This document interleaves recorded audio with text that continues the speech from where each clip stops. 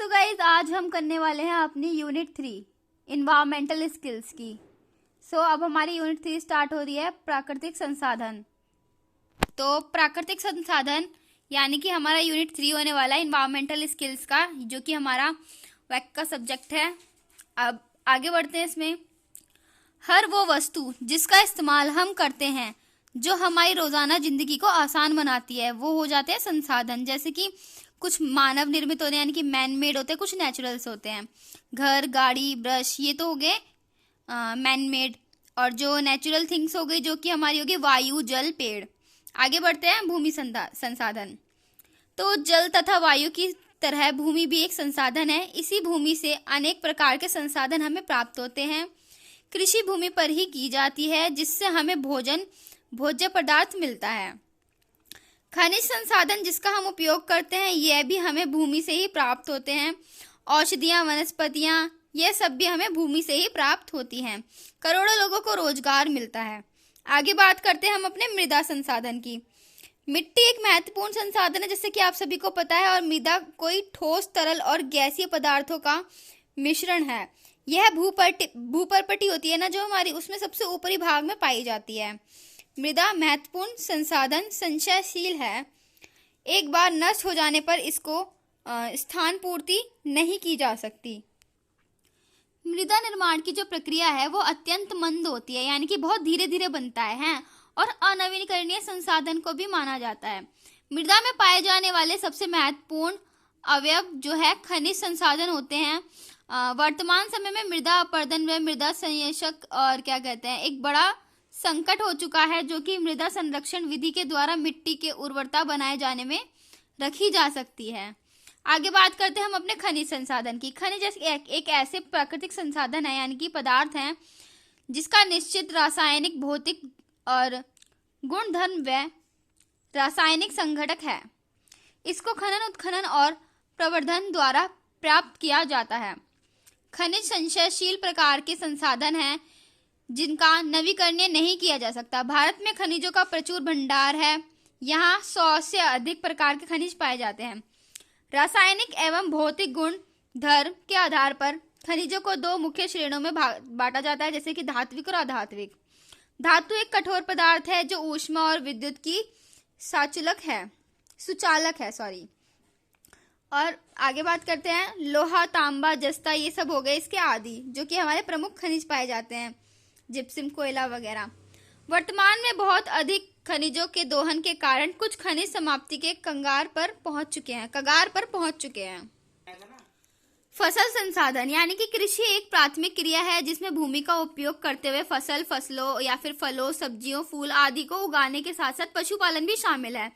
प्राचीन समय में कृषि जीवन निर्वाह के लिए की जाती थी, है ना, और फिर समय के साथ साथ समय बदलता गया और इसको बाजार के विक्रय हेतु किया जाने लगा, जिसे हम वाणिज्यिक कृषि कहते हैं।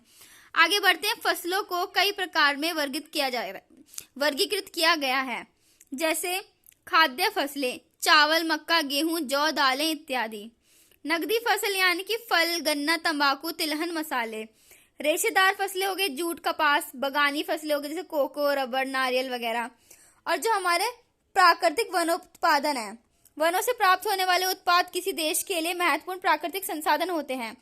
यह प्राकृतिक संसाधन किसी भी देश की आर्थिक समृद्धि को बढ़ोतरी करते हैं। फर्नीचर की कटाई अंधाधुंध चल रही है जिससे ये प्राकृतिक संसाधन कम होते जा रहे हैं।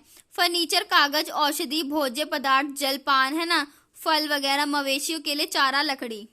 औषधीय पौधे, वनों से हमें केवल लकड़ी, फल ये सभी प्राप्त नहीं होते, इसके अलावा औषधीय पौधे भी प्राप्त होते हैं। जैसे कि जब हमें कोई बीमारी हो जाती है तो आपको पता ही होगा ना, जड़ी बूटियां वगैरह, तो वो हमें वनों से प्राप्त होती है, जैसे आंवला हो गया है और ब्राह्मी, ये सब, गुलदार और अशोक, गुड़मार, अशोक, है ना, अश्वगंधा जैसे। आगे बात करते हैं वन आधारित उद्योग। वनों से उद्योगों के लिए कच्चा माल प्राप्त होता है। इमारती लकड़ियां वनों से प्राप्त होती हैं और यह वनों पर आधारित एक महत्वपूर्ण उद्योग के रूप में माना जाता है, जैसे कि देवदार, चीड़, नीला पाइन, है ना, ये सागवान, इन सब की जो शीशम की लकड़ियां होती है बहुत मजबूत होती हैं, पुराने टाइम में बहुत ज़्यादा चलती रहती है, आज भी सागवान इनकी लकड़ियां बहुत मजबूत मानी जाती है। जो हमारे सोफे वगैरह होता है, फर्नीचर का काम होता है, मोस्टली इन्हीं चीज़ से बनाया जाता है, इसलिए इनका प्रयोग घर बनाने और फर्नीचर बनाने के लिए किया जाता है। कागज उद्योग हेतु बांस, बूंदा, सबाई घास की भी आवश्यकता होती है। रबड़ उद्योग विश्व भर में बड़े उद्योग के रूप में माना जाता है। इसके लिए से कच्चा माल वनों से ही प्राप्त होता है। भूमि आवरण, धरती की सतह पर मौजूद भौतिक पदार्थ, पेड़ पौधे हो गए, घास, गीली भूमि, ये सब है ना। सैटेलाइट द्वारा ली गई तस्वीरों का प्रयोग करके यह विश्लेषण किया जाता है कि भूमि के किस हिस्से में क्या है। भूमि उपयोग में बदलाव, भारत मतलब मानव के हस्तक्षेप के कारण भूमि का उपयोग बदल रहा है। बढ़ती जनसंख्या के कारण लगातार वन क्षेत्रों को कम किया जा रहा है। वनों के अंधाधुंध कटाई हो रही है। Green house gas, carbon dioxide वगैरह उत्सर्जन चक्र में परिवर्तन देखने को मिल रहा है। वायुमंडल में प्रदूषण और हानिकारक गैसें भी बढ़ती जा रही हैं। अब हमारा टॉपिक शुरू होता है मृदा अपरदन का। मृदा के ऊपरी परत का संरक्षण होता है, यानी कि जिसे मृदा अपरदन कहा जाता है। प्राकृतिक रूप से होने वाले मृदा अपरदन में मृदा निर्माण प्रक्रिया के एक प्रकार का संतुलन पाया जाता है, जैसे कि मानव के हस्तक्षेप से मृदा अपरदन की दर में वृद्धि होती है। अत्यधिक पशुचारण से मिट्टी पर घास की कमी हो रही है, जिससे मिट्टी जल तथा हवा से तीव्र गति से कटने लग जाती है। वन पानी के बहाव एवं वायु की गति को कम करने लगा है, लेकिन लगातार वनों की कटाई के कारण मृदा अपरदन की दर तीव्रता हुई है। और आगे बढ़ते हैं हम अपने मरुस्थलीकरण पे। मिट्टी का उपजाऊपन खत्म होता जा रहा है, मरुस्थलीय कहलाता है।